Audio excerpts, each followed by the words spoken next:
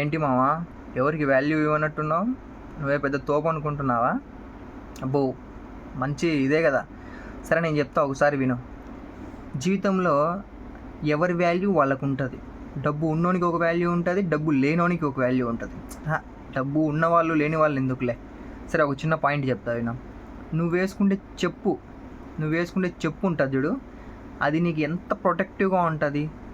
మనం ఏదైనా road side వెళ్తూ ఉంటే ఒక ముళ్ళు నుంచి కాపాడుతుంది, కుచ్చుకోకుండా ఆ ముళ్ళు. ఇంకొకటి, ఎండాకాలం కింద మన కాళ్ళు కాలిపోకుండా ఎంత కాపాడుతుంది ఒక చెప్పు మాత్రమే.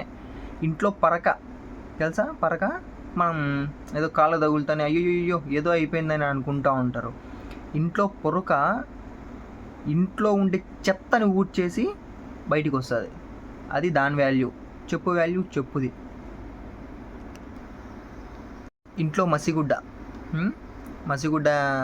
మనం చేతికి అంటుకుంటానే ఏదేదేదో అనుకుంటూ ఉంటాం. ఆ మసిగుడ్డ కాలే పెనంని పట్టుకొని మన చేతులు కాలకుండా తీసుకొని వెళ్తుంది, ఒక క్లాత్ అనమాట. సో ఎవరి వాల్యూ వాళ్ళదే. నీకు ఇంట్లో చెప్పుకు కానీ ఎవరికైనా అందరికీ వాల్యూ ఇవ్వడం నేర్చుకోమావా. అప్పుడే మనం జీవితంలో పైకి వస్తాం. అర్థమైందా? ట్రై చేస్తారా? చేయండి అయితే.